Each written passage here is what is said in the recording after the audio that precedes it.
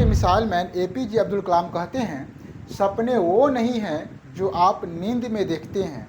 Exam में पूछ देता है हंसते खेलते में कि बताओ बउआ, प्रकाश के परावर्तन के कितने नियम हैं। तो आपको याद रखना है, यानी कि हम मारेंगे तो प्रकाश कहाँ से, फोकस पर मारेंगे, लेकिन वह बीचवा में क्या है, परावर्तक लगा हुआ है। फोकस पर हम मार रहे हैं, निशाना बिठा के फोकस पर जाएगा, लेकिन परावर्तन के बाद ये वापस आ जाता है मुख्य अक्ष के समांतर। जिस रास्ते से आया था उसी रास्ते से वापस लौट जाएगी यदि लंबवत पड़ेगी तो। आज की वीडियो में हम लोग सीखेंगे गोलीय दर्पण पर प्रकाश का परावर्तन कैसे होता है, किस दिशा से प्रकाश आती है और परावर्तन होने के बाद किस दिशा में प्रकाश चली जाती है, इसके बारे में विस्तार से चर्चा करेंगे। तो चलिए वीडियो को शुरू करते हैं।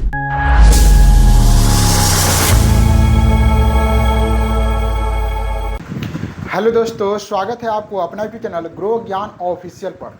आशा करते हैं आप लोग स्वस्थ होंगे, मस्त होंगे और अपनी मंजिल को पाने के लिए जी जान से मेहनत कर रहे होंगे। भारत के missile man APJ Abdul Kalam कहते हैं, सपने वो नहीं हैं जो आप नींद में देखते हैं। सपने वो नहीं हैं जो आप नींद में देखते हैं, सपने वो है जो आपको नींद ही नहीं आने दे। यदि प्रकाश मुख्य अक्ष के समांतर आती है तो प्रकाश कहाँ से होकर जाएगी, या प्रकाश मुख्य अक्ष पर ही आती है तो प्रकाश कहाँ से जाएगी, या प्रकाश अभिलंब की ओर आती है तो प्रकाश कहाँ से जाएगी, इसके बारे में हम लोग विस्तार से चर्चा करेंगे। तो पहला यहाँ पर पॉइंट है मुख्य अक्ष के समांतर आपतित किरण। यदि प्रकाश की किरण गोलीय दर्पण पर मुख्य अक्ष के समांतर आती है तो परावर्तन के बाद कहाँ से होकर गुजरती है। यहाँ पर देखिए ये गोलीय दर्पण है, आपको बताए थे ओ से होता है उत्तल और ऊ से होता है ना उठा हुआ, यानी कि उठा हुआ भाग यदि परावर्तक सतह हो तो उसे बोलते हैं उत्तल दर्पण, और अ से होता है अवतल और अ से होता है अंदर, यानी कि जिसका अंदर वाला भाग परावर्तक सतह हो उसे बोलते हैं अवतल दर्पण। तो यहाँ पे देखिए अंदर वाला भाग क्या है, परावर्तक सतह है, यानी कि इस पर प्रकाश आ रहा है तो ये अवतल दर्पण है। ठीक है, बाहर से इसमें रंगा हुआ है, जिसका अंदर में परावर्तक वो बाहर से रंगेगा, जो बाहर में परावर्तक होगा वो अंदर से रंगाएगा। तो यहाँ पर अंदर में परावर्तक है, अवतल है, तो बाहर से रंगा हुआ है। और यहाँ पर मुख्य अक्ष के समांतर यदि प्रकाश आ रही है तो ये प्रकाश यहाँ से परावर्तन होने के बाद फोकस से होकर गुजरती है। तो याद रखिएगा, कोई भी किरण उत्तल दर्पण हो या अवतल दर्पण हो, यदि मुख्य अक्ष के समांतर प्रकाश की किरण आती है तो परावर्तन के बाद परावर्तन के नियम को पालन करते हुए फोकस से होकर गुजरेगी। यहाँ पे देखिए परावर्तन के नियम को पालन करते हुए फोकस से गुजरी है। और ये हमेशा जो याद रखिएगा, हमेशा दर्पण पर लंब वक्रता केंद्र से ही डालते हैं। ठीक है, वक्रता केंद्र से ही दर्पण पर लंब डालते हैं, और जो वक्रता केंद्र से दर्पण पर लंब डालते हैं वही वक्रता त्रिज्या भी कहलाती है। ठीक है, तो यहाँ पे देखिए इस पर यहाँ से इस पर लंब डालेंगे, लंब हो गया, मतलब सीधा, जैसे मान लीजिए दर्पण है तो इस पर लंब डालेंगे तो सीधा एकदम खड़ा हो जाएगा। ठीक है, तो लंब मतलब होता है पूरा सीधा 90 डिग्री का कोण बनता है। तो यहाँ पर ये लंब हो गया, और ये ऊपर वाला कोण जिससे किरण आ रही है, लंब के बीच आपतन कोण बनेगा आई, ये परावर्तन कोण हो गया आर। यह किरण परावर्तन के बाद फोकस से होकर गुजरेगी। ये अवतल दर्पण में कंडीशन है। उत्तल दर्पण में देखिए यहाँ पर ये उत्तल दर्पण है, यहाँ मुख्य अक्ष के समांतर प्रकाश की किरण आ रहा है, इधर से नहीं आएगा। क्यों नहीं आएगा, क्योंकि इधर रंगा हुआ है, जिधर से रंगा रहता है उधर से क्या होता है, नहीं आता है प्रकाश, है ना। यहाँ इधर से आएगा जो परावर्तक सतह है, यहाँ से प्रकाश आएगा मुख्य अक्ष के समांतर। तो परावर्तन के बाद, ठीक है, परावर्तन के बाद यह महसूस होगा, प्रतीत होगा कि यह फोकस से क्या हो रहा है, परावर्तन हो रहा है। ठीक है, देखने पर आपको लगेगा कि फोकस से परावर्तन हो रहा है। अगर आप यहाँ पर खड़ा रहिएगा, इस जगह अगर आप यहाँ पर खड़ा रहिएगा तो आप है कि नहीं, इस सीधे से प्रकाश आ रहा है, इस सीधे से, यानी कि फोकस से प्रकाश जा रहा है। बोलिए कि नहीं बोलिएगा। तो यहाँ पर हमेशा याद रखिएगा, उत्तल दर्पण में हमेशा, है ना, अनुभव होगा, महसूस होगा, ठीक है, कि प्रकाश जो है फोकस से जा रहा है। जो भी प्रकाश होगा वो आभासी होगा, है ना, यानी कि हम लोगों को कल्पना कर सकते हैं कि आ रहा है ना, ऐसा प्रतीत होगा। लेकिन यहाँ से प्रकाश आया है और टकराने के बाद यहाँ पर मुड़ गया है, लेकिन हम लोग को अनुभव हो रहा है कि फोकस से प्रकाश जा रहा है। और इस प्रकार इस बीचों बीच एक लंब खींचेंगे वक्रता केंद्र से लेकर यहाँ तक, तो ये आपतन कोण हो गया और ये परावर्तन कोण हो गया।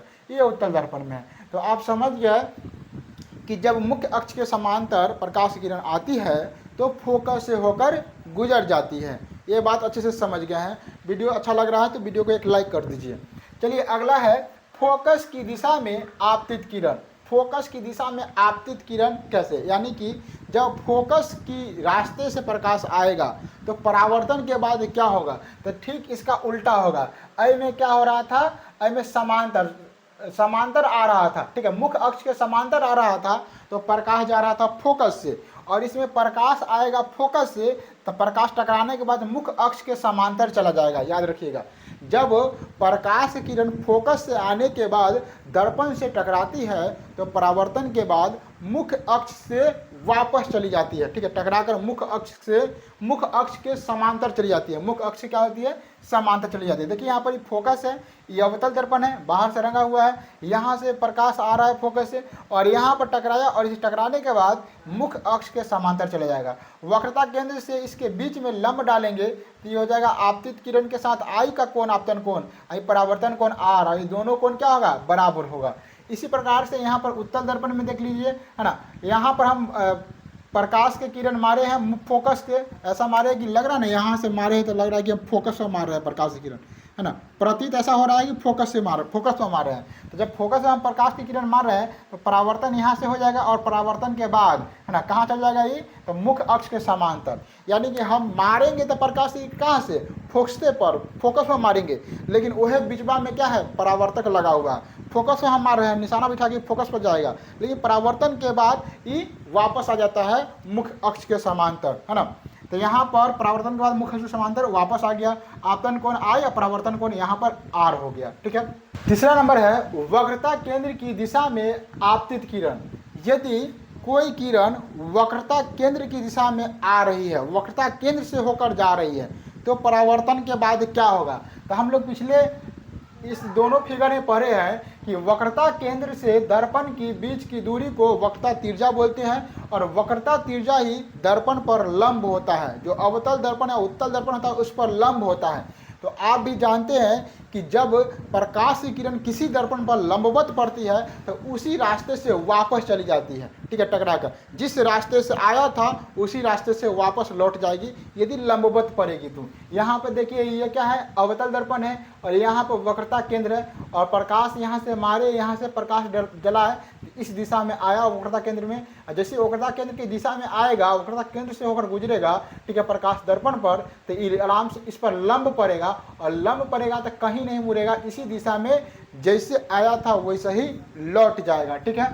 यहाँ पर क्या होगा, अवतल दर्पण में। उत्तल दर्पण में भी वही होगा, हमको प्रतीत होगा कि हम मार रहे हैं किस पर, वक्रता केंद्र पर, ठीक है। देखिए यहाँ से टॉर्च घुमाकर इस पर मारेंगे, है ना, प्रकाश की किरण, हमको ऐसा लग रहा है कि हम वक्रता केंद्र पर मार रहे हैं यहाँ पर प्रकाश, लेकिन दर्पण से यहीं पे परावर्तन होने के बाद फिर यहीं से वापस चला जाएगा। तो याद रखेंगे, जब उत्तल दर्पण हो या अवतल दर्पण हो, वक्रता केंद्र की दिशा में अगर प्रकाश हम जलाएंगे तो परावर्तन के बाद फिर वही दिशा में वापस चला आएगा। टॉर्च से जलाएंगे वक्रता केंद्र की दिशा में प्रकाश, तो टॉर्च पर फिर वापस आ जाएगा परावर्तन के बाद। अगला है ध्रुव की दिशा में आपतित किरण। यदि प्रकाश की किरण ध्रुव की दिशा में आए तो परावर्तन के बाद कहाँ से होकर जाएगा, ठीक है। यहाँ पर देखिए ये होता है प्रधान अक्ष, ठीक है, और दर्पण के ठीक बीचों बीच का जो होता है अक्ष उसको बोलते हैं ध्रुव। दर्पण के ठीक बीचों बीच के पॉइंट को क्या बोलते हैं, ध्रुव। तो ध्रुव पर जब प्रकाश की किरण मारेंगे तो परावर्तन के बाद परावर्तन के नियम का पालन करते हुए, है ना, क्या है, मुख्य अक्ष के दूसरे साइड में ध्रुव से ही वापस चला जाएगा।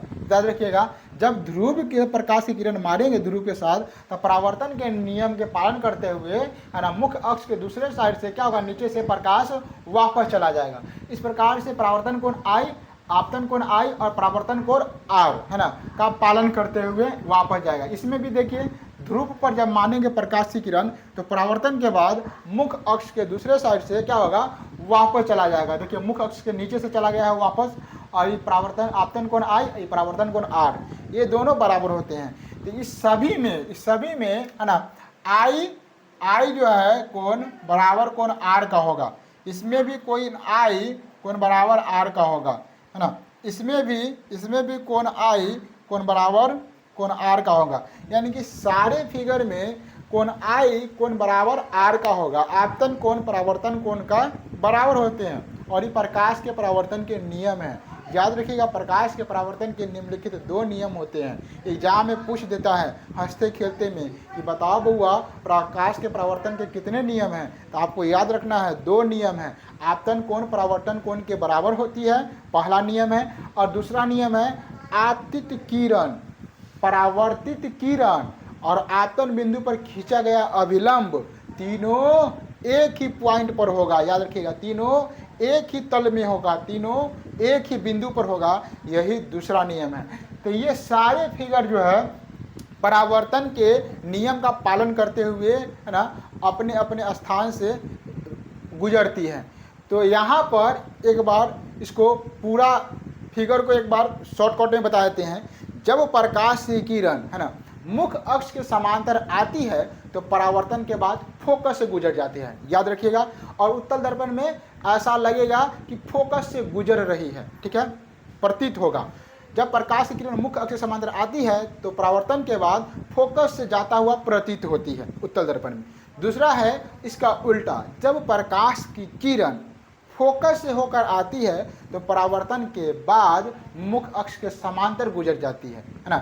जब प्रकाश की किरण फोकस से होकर आता हुआ प्रतीत होता है तो परावर्तन के बाद वापस मुख्य अक्ष के समांतर चला जाता है उत्तल दर्पण में, ठीक है। अब तीसरा नंबर पॉइंट क्या है कि जब प्रकाश की किरण है ना वक्रता केंद्र से होकर आती है, जब प्रकाश की किरण वक्रता केंद्र या वक्रता तिर्जा पर आती है तो परावर्तन के बाद उसी रास्ते से वापस चली जाती है उत्तल दर्पण में और अवतल दर्पण में।